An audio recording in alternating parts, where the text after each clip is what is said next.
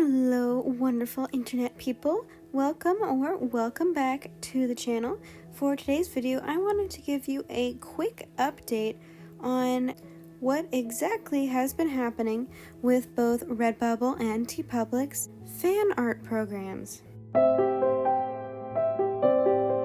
As you may already know if you've seen some of my previous videos, a while ago, I'm talking about months and months and months ago, probably at least over a year ago, if I'm being honest, I applied for Redbubble's fan art program under the Last Unicorn property, and after many months of waiting, one of my designs was accepted to the program, although the other one was rejected.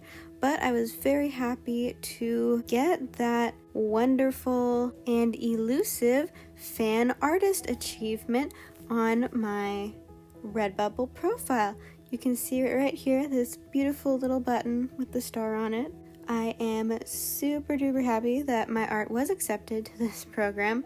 Not that I've really seen any significant uptick in sales from it, but that is alright because it was a good experience for me, and I think even if I haven't been actually making that much more money from that specific design, I am still very happy that I got this little achievement, and you never know, maybe having an achievement like this will give my profile, my shop, a bit more credibility. It even fits with my color scheme. Okay.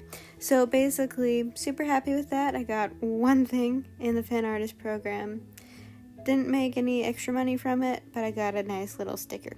But what you may not be aware of is the fact that at the exact same time, I also submitted those exact two same designs to the same fan artist program, but on TeePublic, because they also have the option to apply to have one of your designs enrolled in the fan artist program for that same property, The Last Unicorn, on TeePublic.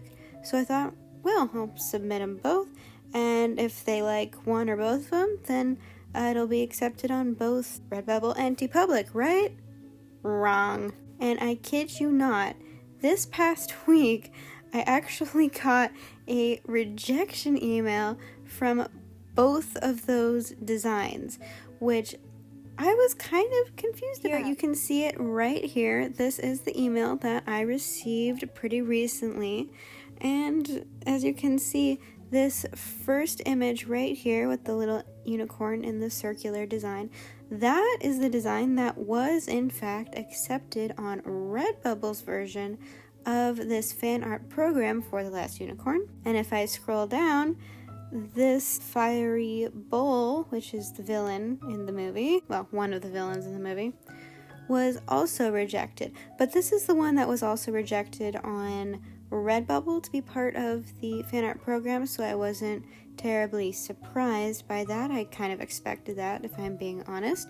But what did surprise me was the fact that this design was rejected from the fan art program on TeePublic. It didn't really make any logical sense to me since this exact same design was accepted on Redbubble, and I don't believe I saw any details about not being able to submit the same design on both platforms to their respective fan art programs, especially considering there was no way that they could have thought my TeePublic account had stolen this design from my Redbubble one, considering the fact that I named them the exact same thing. So anyone with any common sense surely wouldn't think that that had occurred. So therefore, I can only be puzzled since I didn't see any rules anywhere stating that you cannot submit the same art to the same fan art program, just on different platforms. I had assumed that this one would be accepted eventually when the rights holder got around to reviewing it, but apparently the rights holder did finally get around to reviewing it and has rejected it an awful long time after the first one was rejected. I suppose it is something I have to consider, that maybe different people were reviewing the artwork, and maybe whoever approved of my Redbubble submission liked the artwork, and whoever reviewed my TeePublic submission simply did not. I suppose that is acceptable to me as an artist. Not everyone's going to like the artwork that I produce, that's just the way it goes. Though I suppose I would have appreciated some reasoning as to why this design was only accepted on Redbubble's platform and not on TeePublic's, because it would have been nice to also be in the fan artist program on TeePublic as well. But since that is not the case, perhaps I will just have to create some more fan art just for a different property. Although considering how freakishly long it took for even these two designs to be reviewed, I'm not really holding out even a morsel of hope that any artwork I create this year or even in the next couple of days would be reviewed at all in the year 2023. That's not something I would even expect, considering how egregiously long it took for these two designs to be reviewed on TeePublic. At least on Redbubble, I did wait several months, but they did get to it eventually. Here, it's been a very, very long eventually.